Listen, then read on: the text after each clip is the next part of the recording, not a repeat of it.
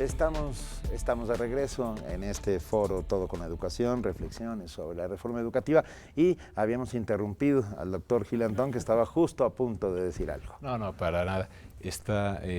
Quiero decir algo. Hace poquito aprendí que infancia significa sin voz. Esta reforma ha operado sin dar voz a los que pueden llevarla a cabo en realidad en el aula. Ninguna reforma educativa conocida en el mundo que uno estudia ha prosperado considerando que el magisterio tiene que ser una cosa a cambiar y no un socio en el cambio. Entonces, yo sí quisiera señalar con mucho entusiasmo que es la primera vez que en un medio público y electrónico hay profesores que hablan. Esto honra a la Universidad Nacional. ¿Por qué? Porque aquí tenemos a dos profesores que hablan. Y a mí me parece que en su voz está la posibilidad de que el magisterio recupere la voz que se le quitó por parte del gobierno. Lo que es una pena es que haya recuperado la voz después de la muerte.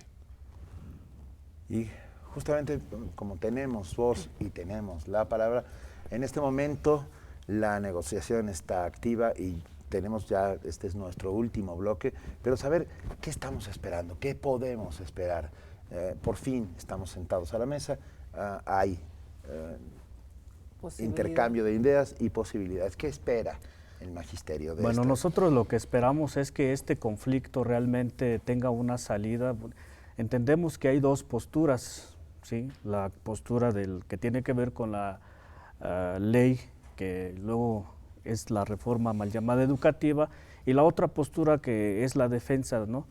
Entonces, sabemos que dialécticamente, pues esto tiene que se le tiene que dar una solución desde donde tenga que darse. Por ejemplo, nosotros estamos insistiendo en que sí estamos de acuerdo en una verdadera reforma educativa, y en ese sentido nosotros no estamos como cruzado de brazos. Tenemos desarrollos pedagógicos en los diferentes estados, y que también realizamos en el 2013 una serie de foros en donde finalmente tenemos un producto que es el documento hacia la educación que necesitamos los mexicanos. Entonces, yo creo que el gobierno tiene que revisar este asunto muy inteligentemente, porque yo creo que para que podamos tener una verdadera transformación educativa, pues tiene que ser una educación democrática, donde tengamos la participación de todos los actores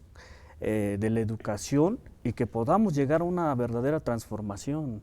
De lo contrario, no vamos a poder aterrizar. Entonces, nosotros sí estamos a favor de esa reforma, porque consideramos y creemos que el país requiere avanzar en este sentido. Y en el asunto del conflicto que nosotros lamentamos mucho, bueno, tiene que ver con la cerrazón del Estado, y que nosotros esperamos que en realidad el gobierno tenga esa sensibilidad política y que pueda trazar una ruta de cómo modificamos esta reforma mal llamada educativa, porque de lo contrario, pues ahí va a estar el conflicto. Y yo creo que en este país no nos conviene llegar a los extremos a los que se han llegado, la pérdida de seres humanos, y hemos visto una serie de consecuencias. Entonces yo creo que una reforma mal planteada, como lo hacen ellos, no debe de tener una consecuencia como tal. Nosotros creemos que ninguna reforma vale la pena la vida de seres humanos.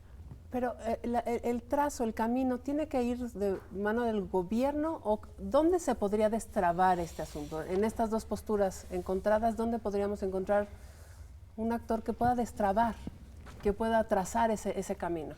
Mira, nosotros lo hemos dicho, el día de ayer la mesa fue de acercamiento, de planteamientos concretos, y nosotros le dejamos claro al gobierno mexicano que tiene que darnos una propuesta o una ruta de salida de este conflicto. Porque lo decimos, el conflicto no solamente, como lo ha mencionado Nuño, que es Guerrero, Michoacán, Oaxaca, Chiapas.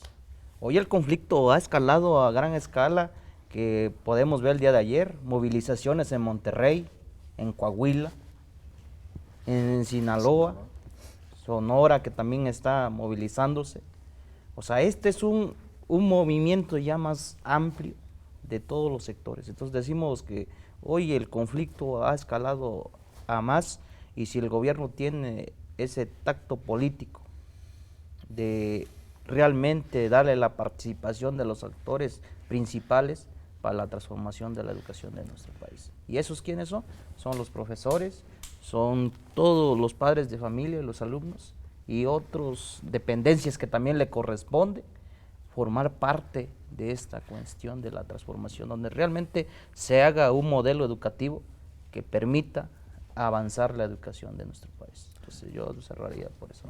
¿Cómo podemos ayudar desde la universidad, desde la academia? Yo creo que por ejemplo, la apertura de espacios de expresión, y que en estos espacios de expresión participemos en un plano, digamos, horizontal.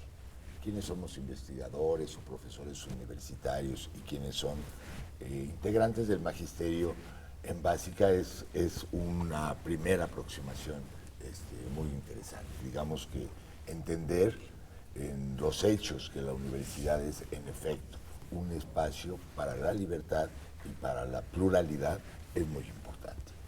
Ha dicho la autoridad universitaria, yo creo que tiene razón, que la universidad como institución no debiera tomar partido en una coyuntura tan compleja como esta, pero sí animar a brindar sus espacios como un foro para la discusión, y creo que este programa lo está logrando de manera más que adecuada.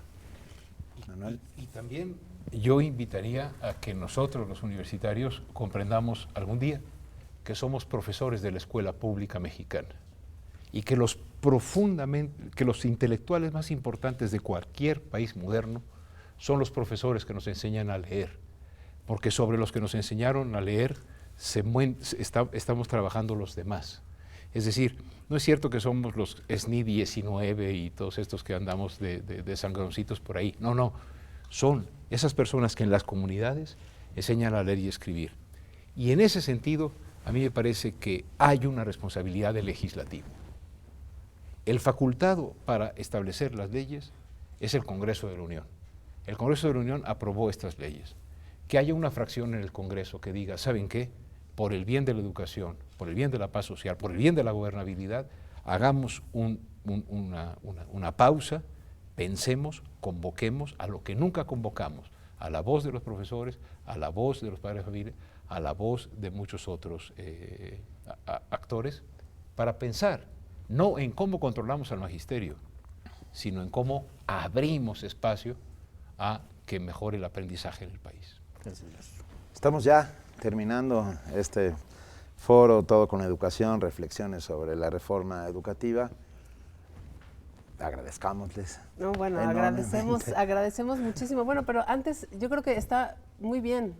Sí es necesaria una reforma educativa y sí estamos a favor de que se modifique el modelo educativo de nuestro país. Y eso creo que ya vamos avanzando tantito. Ahora es cómo, con quiénes, cuándo, ¿no?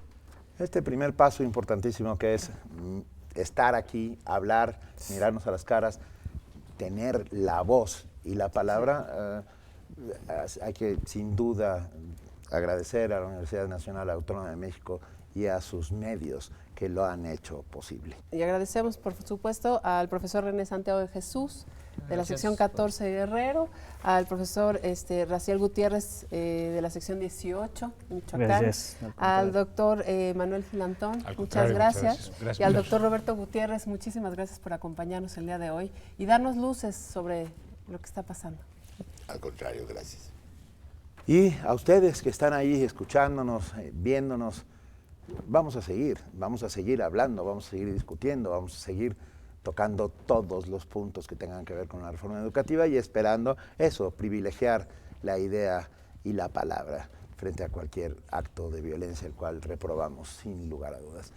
Muchísimas gracias por estar con nosotros. La dirección, la UNAM, a través de su Dirección General de Comunicación Social, de la Coordinación de Difusión Cultural, Radio UNAM y TV UNAM, les dan las más cálidas gracias por habernos acompañado en este primer foro.